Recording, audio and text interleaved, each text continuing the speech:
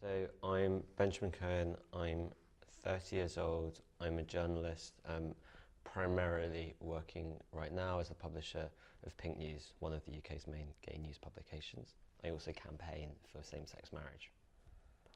I grew up in Elstree, which is in Hertfordshire, just outside of London, in a very traditional Jewish family. So I have two sisters, both of whom are younger than me, and I have very normal parents. We used to go, or still do go, to a United synagogue. My parents are modern Orthodox, keep kosher in the home, but would drive on a Saturday, would turn lights on and off, things like that. And I just had a very conventional upbringing, going to Hebrew classes and things. I went to a secular school until 16 when I moved and went to Jewish free school. I had same-sex attractions probably maybe as young as 8 or 9. Probably around the time that I actually learnt the facts of life. I learnt the facts of life when I was 9, but I wasn't quite able to tally what I was read in the little book that my parents gave me with how I felt myself. But I was very religious.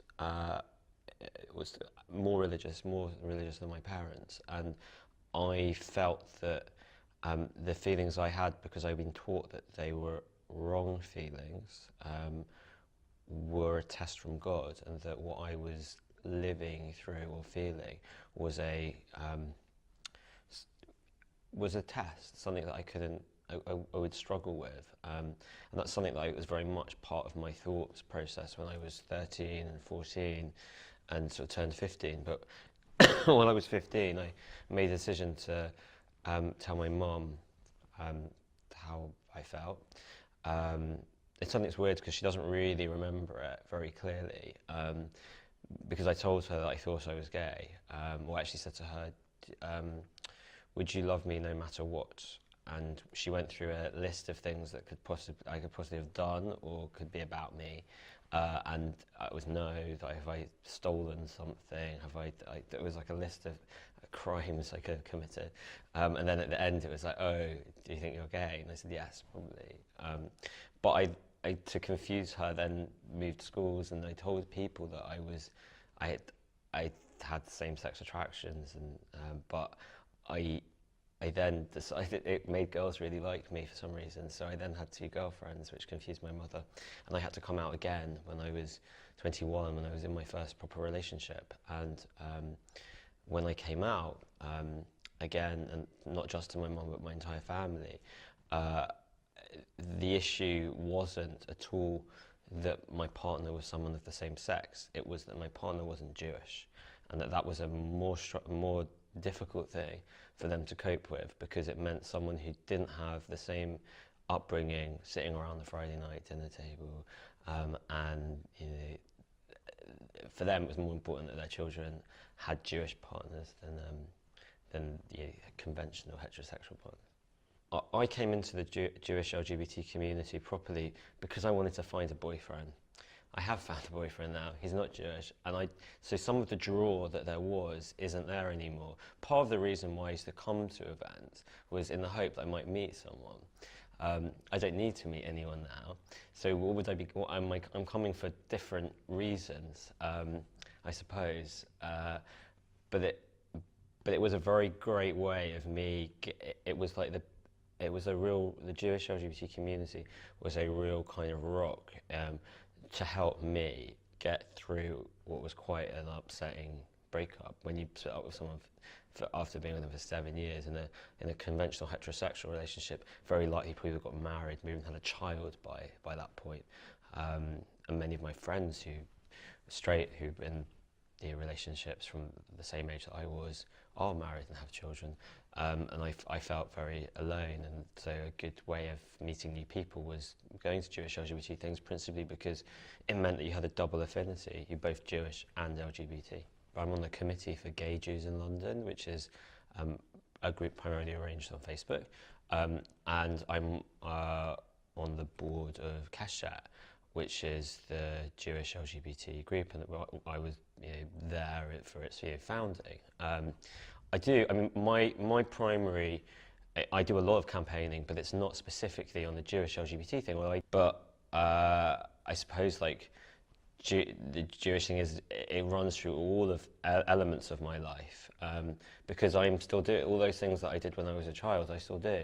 So I still go for Friday night dinner, either at my parents' or grandparents' or my sister, or at my house, and have friends over for Friday night dinner. Still go to a synagogue, the synagogue that I went to as a child, one that is a United Synagogue and still disagrees with LGBT rights. Actually, they had recently a shir by a rabbi there explaining the reasons why being gay is wrong.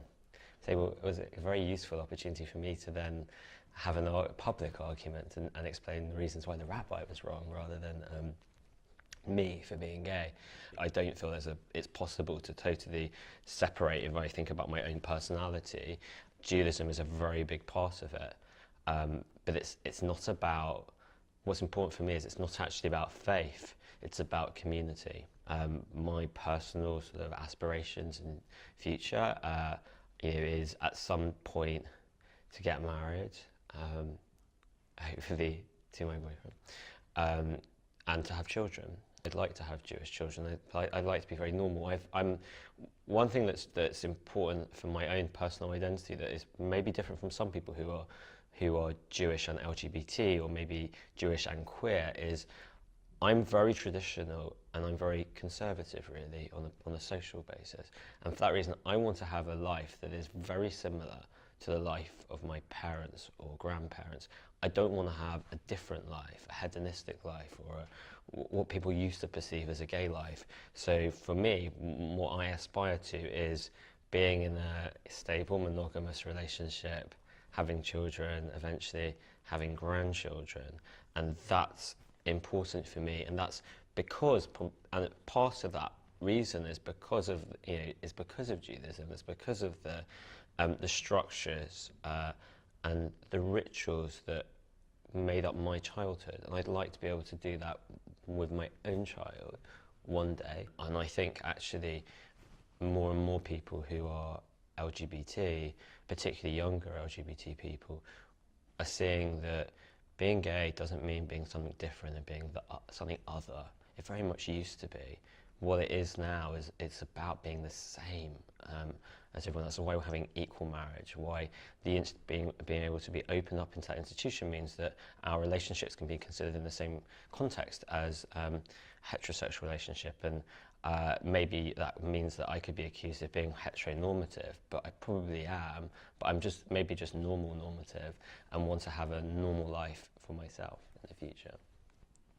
If you had to pick one item, some object that you feel is the closest to you, what would you pick? Well, there's one particular thing which is, and I haven't been able to bring it with me, it's a Rainbow Star of David. It's actually one I bought in the Prowler shop in Soho. It's always been on me when I've been meeting with politicians to talk about same-sex marriage, and it's always noticed by them. I always want to make the point, because I think that outside people may only see the more intolerant views, and I've used that as a mechanism to start a conversation, to say, actually, I've got a Rainbow Star of David, and that's because I think most people who are Jewish are okay with the fact that I'm LGBT. And I think that while I talk about that really our community is changing. After I had an argument with the rabbi, a debate with the rabbi in synagogue, my boyfriend came the following week for the first time to a synagogue for Passover. And everyone there, or many of the people there, knew that he was there as my boyfriend. But they were incredibly welcoming to him. And they weren't doing it in a patronising way, in a way to say, oh, well, aren't I great because I'm shaking the hands of a gay person. They were doing it because they were pleased, like whether it's my parents' religious friends or whoever, they were pleased that I'm happy. And also pleased that I was there with a partner who wanted to be there himself, to understand and learn about Judaism. And that's so, it makes just me feel so different to how I used to feel about being gay and Jewish. At some points when I was younger, it felt like you chose one. So you can make the decision, I'm gay, and therefore I'm going to reject and not do these things, these Jewish things. And I used to do them in a very different context. So when my partner, my former partner and I were engaged, I suppose is the right term, but we were engaged before there was even the ability to have a civil partnership. But we used to wear rings, and that ring symbolised our relationship to me. We wore them on our kind of wedding finger, like a commitment ring or something. I don't know what one would call it. But when I went to synagogue, I used to take it off because I didn't want people to ask questions to say, oh, are you engaged or are you married or something? And then I'd have to not only say no, but I'm also have to reveal that I'm gay. And so it used to be that when I was doing the Jewish things, the gay thing got put in a little box, and then people didn't know that I was gay. And then when I was doing the gay thing, the Jewish thing went away. I didn't used to wear like a Star of David around my neck. I didn't used to really talk about the Jewish element of my life,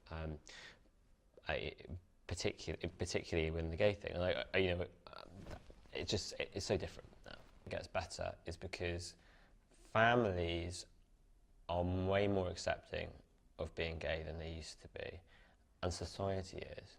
And I feel that every day I live my life, it becomes so much easier to be gay. And it becomes easier, I think, as well, to be gay and Jewish and to try and combine both elements of your identity. And it's getting better for everyone. And I think that's a great thing about our society here in Britain.